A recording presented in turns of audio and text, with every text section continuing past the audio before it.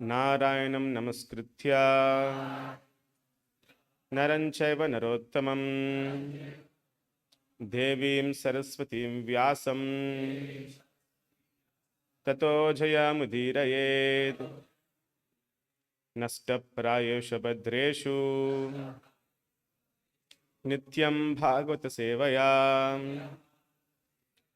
Bhagwati उत्तमश्लोके भक्तिर्भवति नैष्टिकी। Reading from Srimad Bhagavatam, Canto 1, Chapter 15, Sloka number 11.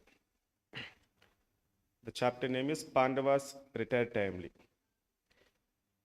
Yaha Naha Jugopa Vane Etya Duranta Kruchrad Yono Jugopavan Etya Duranta Kruchrad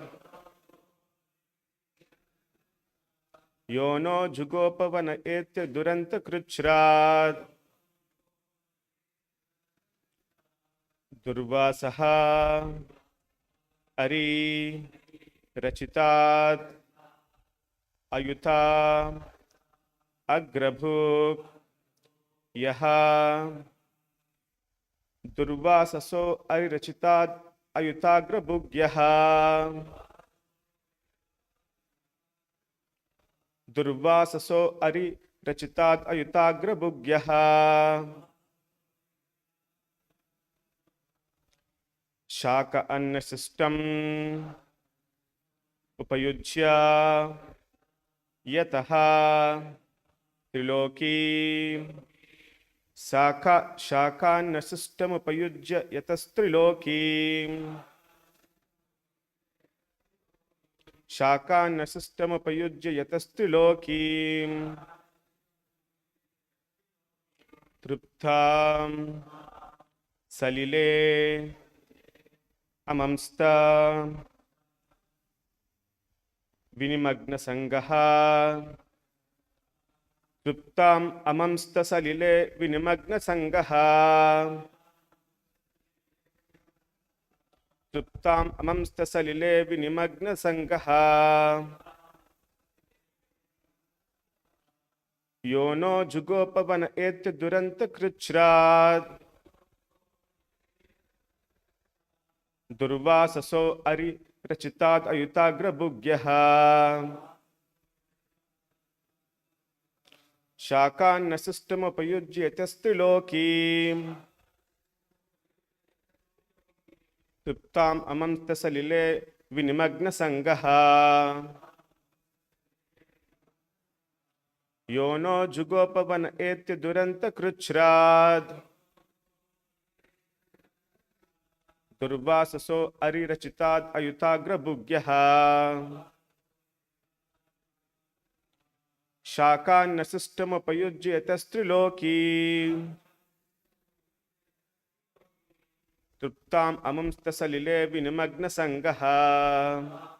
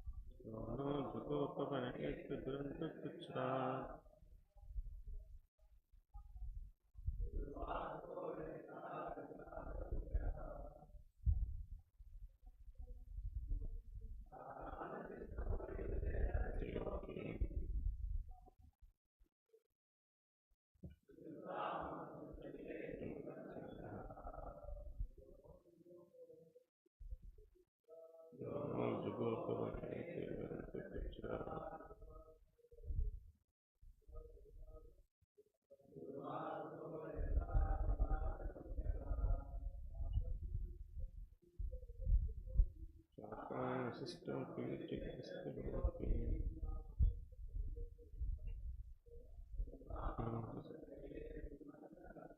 Synonyms. Yaha, one who. Naha, us. Jugopa, gay protection. Vane, forest. Etya, getting in. Duranta, dangerously. Kruchrat, trouble. Durvasaha, of Durvasa Muni.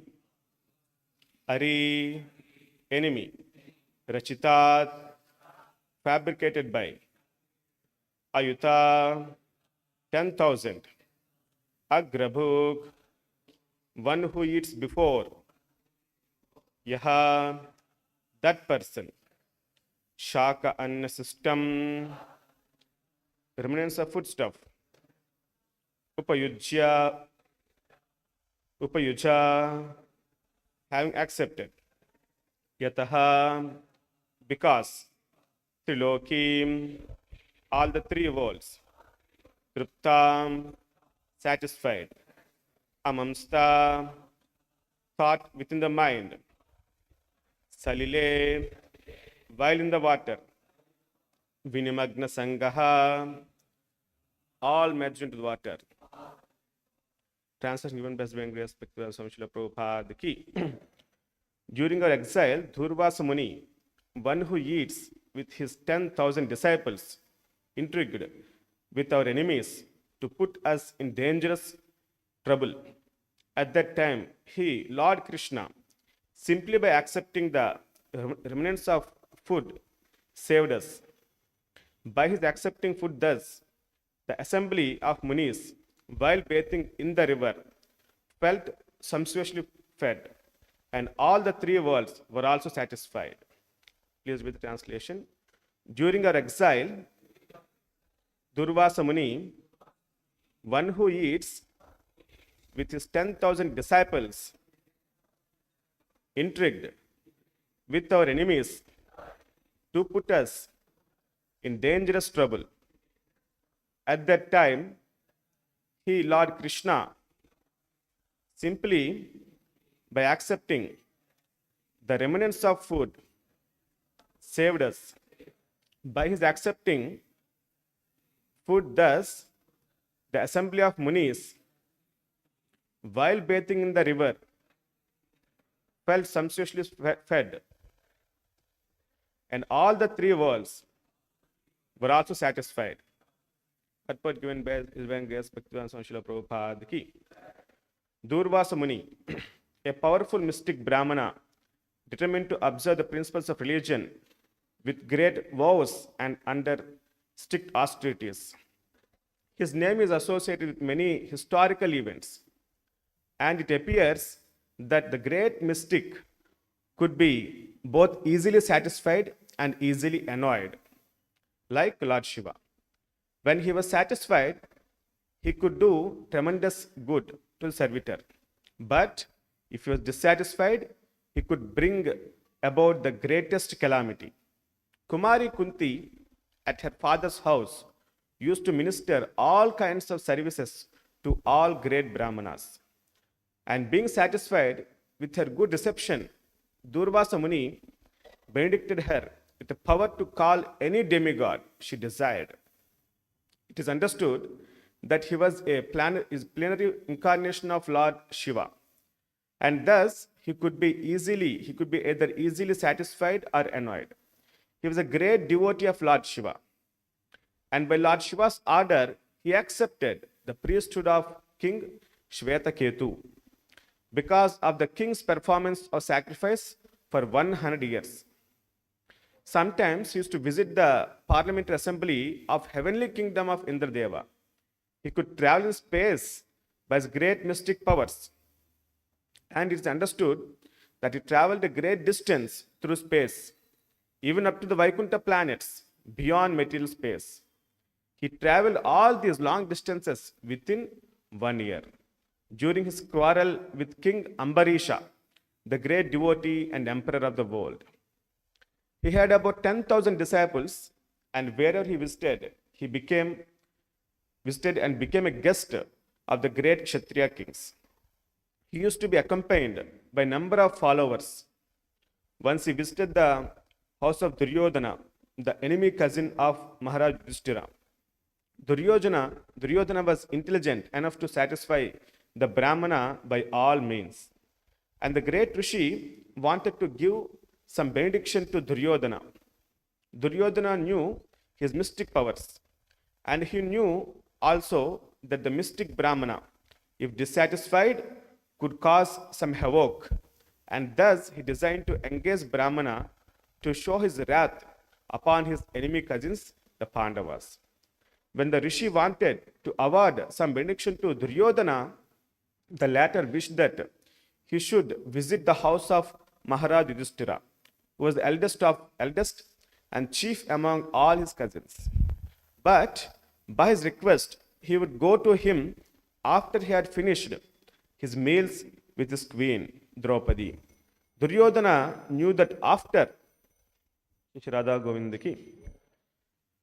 Draupadi's dinner, it would be impossible for Maharaj Yudhishthira to receive such a large number of Brahmana guests, and thus the Rishi would be annoyed and would create some trouble for his cousin Maharaja Yudhishthira. That was the plan of Duryodhana. Durvasa Muni agreed to this proposal, and he approached the king in exile according to the plan of Duryodhana after the king and Draupadi had finished their meals. On his arrival at the door of Maharaja Yudhishthira, he was at once well received, and the king requested him to finish his noontime religious rites in the river. For by that time, the foodstuff would be prepared. Durvasa Muni, along with his large number of disciples, went to take a bath in the river. And Maharaj Yudhishthira was in great anxiety about the guests. As long as Draupadi had not taken her meals, food could be served to any number of guests. But the Rishi, by the plan of Duryodhana, reached there after Draupadi had finished their meals. When the devotees are put into difficulty, they have an opportunity to recollect the Lord with rapt attention. So Draupadi was thinking of Lord Krishna in the dangerous position. And the all-pervading Lord could at once knew the dangerous position of his devotees. He therefore came there on the scene and asked Draupadi to give whatever food she might have in her stock. On her being so requested by the Lord, Draupadi was sorrowful because the Supreme Lord asked her for some food and she was unable to supply it at that time. She said to the Lord that the mysterious dish which she had received from the sun god could supply any amount of food if she herself had not eaten. But on that day, she had already taken her meals, and thus they were in danger. By expressing her difficulties, she began to cry before the Lord, as only a man would do in such a position. The Lord, however, asked Draupadi to bring up the cooking pots to see if there was any particle of foodstuff left. And on Draupadi's doing so, the Lord found some particle of vegetable sticking to the pot. The Lord at once picked up and ate it. After doing so, the Lord asked Draupadi to call for her guests the company of Durvasa. Bhima was sent to call them from the river. Bhima said, "Why are you delaying, sirs? Come on, the food is ready for you." But the Brahmanas, because of the Lord Krishna's accepting a little particle of food, felt sumptuously fed even while they were in water. They thought that since Maharaj Yudhishthira must have prepared many valuable dishes for them, and since they were not hungry and could not eat, the king would feel very sorry. So it was better not to go there. Thus they decided to go away. This incident proves the Lord is the greatest mystic, and therefore he is known as Yogeshwara. Another instruction is that every householder must offer food to the Lord, and the result will be that everyone, even a company of guests numbering 10,000, will be satisfied because of Lord's being satisfied. So that is the way of devotional service. Thus ends the Bhaktivinoda purport. So here is a wonderful pastime of our famous Akshaya Patra. So here the Brahmanas came for food at the Maharaj Yudhishthira's house. He was in exile in forest. So they were fully satisfied because of Lord Krishna honoring the food given by Draupadi Devi. So this, when Krishna is satisfied, everybody gets satisfied. Yasmin tushta, jagat tushta. Everybody's goal of life is actually, to attain happiness. That's the ultimate goal of life. So Krishna says in Bhagavad Gita that happiness is possible only the person who has satisfaction.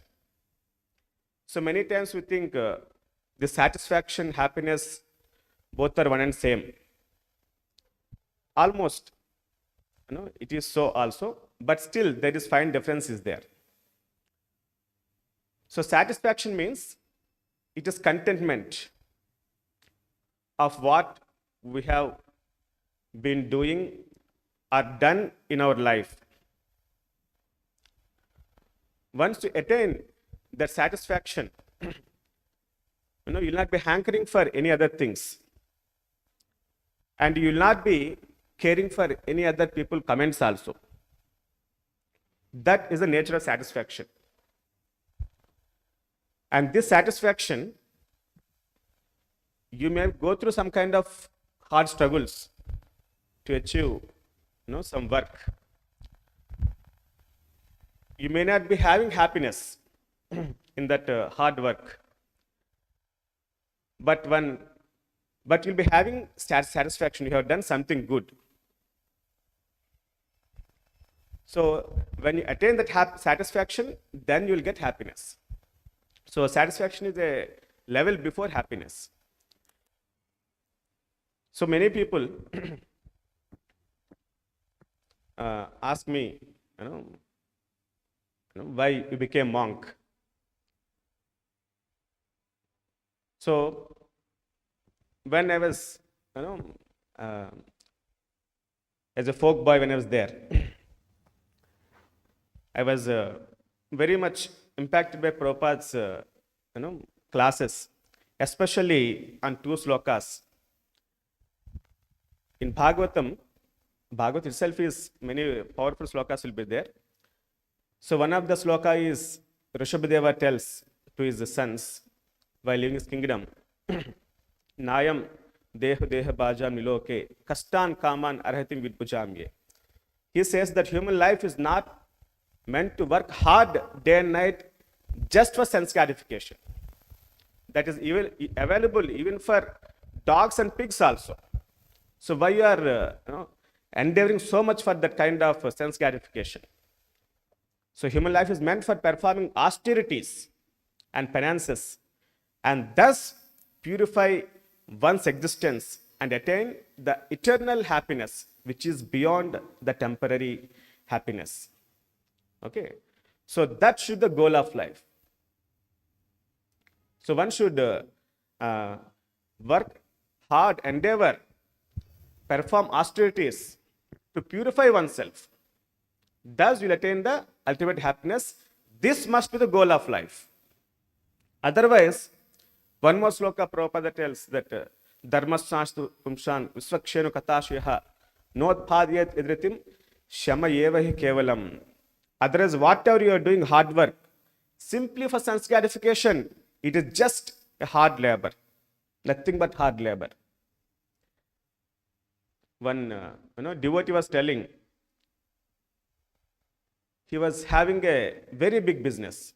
It's a realization. The same sloka is a realization form. So he's having very big business, and suddenly some big problem came, and then whole business went into losses, mega losses. And he's having no botheration to build up again that business. But when that business was lost, he is actually very talented, and then he can able to do that also. He's ready to do that also. But his realization has actually changed his thought process. Even though after I build up, I'll be having many challenges as I have gone through previously.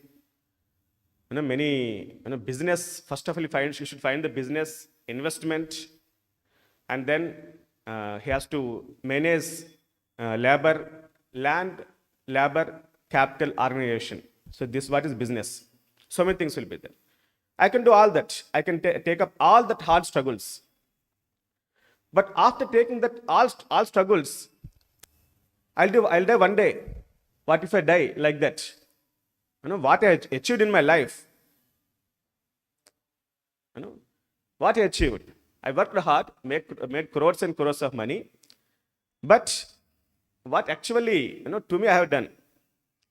There's one king is there by name Rajaraj Narendra.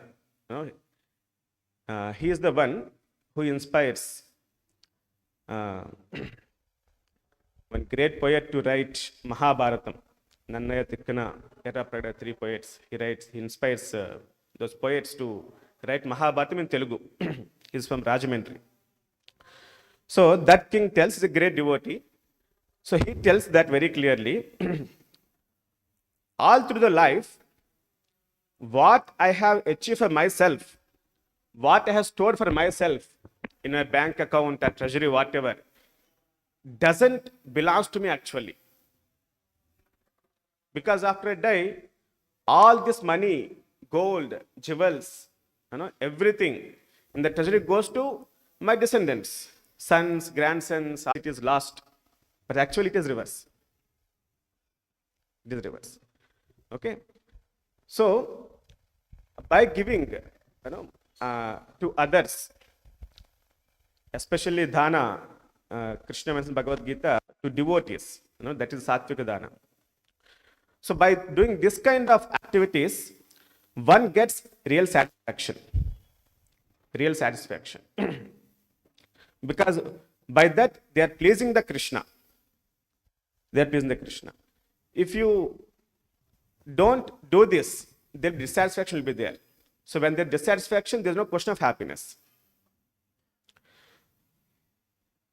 So devotees should learn to be satisfied materially. Materially, we should be satisfied. That means, general people, Prabhupada very clearly defines here what is happiness.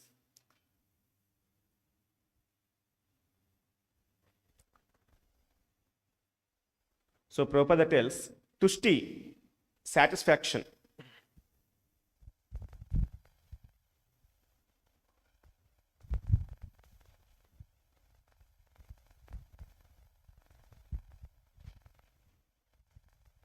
Means, tushti satisfaction means one should not be eager to gather more and more material goods by unnecessary activity. One should be satisfied with whatever is obtained by the grace of Supreme Lord. That is called satisfaction. So one should not be greedy to acquire more and more goods, more and more money. Whatever comes on its accord, on its own, by the mercy of Lord, one should be satisfied with that. So that is called satisfaction. So devotees should learn to satisfy ourselves materially by the mercy of Lord, whatever it comes. If you don't do that, what happens? You will do horrible things in your life. To satisfy, we try to satisfy ourselves by getting more and more goods. In that endeavors, in that journey, you will do many dangerous things and your life becomes horrible. Okay. So in our city, Hyderabad, we have one very big problem. Anytime this problem will come up, and then across the maybe world, this may lead to collapse of civilization. Okay, in Hyderabad, we have built big apartments. Some are 1,500 flats will be there, 2,000 flats will be there, 3,000 flats will be there. So many like that. So if water problem comes, it is done. All these apartments, everything will. So up to now, from the 1993 up to 2010, we have used entire world 2150 gigatons of groundwater, which means it is 86 crores Olympic, swimming pools will be there. That much size, that much of water we used. 86 crore swimming pools. So because of this, what is happening? We are doing so much modification. What is naturally is available, we're not using. Unnaturally, we are digging so much inside the earth. So because of this, see, earth is rotating around the sun. It is rotating at a certain axis. For me, exactly some radius is there, like that is rotating. So because of this, this axis shifting towards the sun, it seems. Up to now, axis shift by 1.7 inches. What happens because of this? Earth is supposed to be a round shape. Slowly, the shape of earth is changing, it seems. It wobbles. Wobble means if it continues like this, earth may take a shape from round to egg shape. It becomes like that. And what happens because of this? Prabhupada says, before that, the water, it is coming from the ocean through rain and coming like this, okay? And then we have made concrete everywhere. It is again going to ocean. It's not going into underground, okay? So we're not filling it again. So what happens because of that?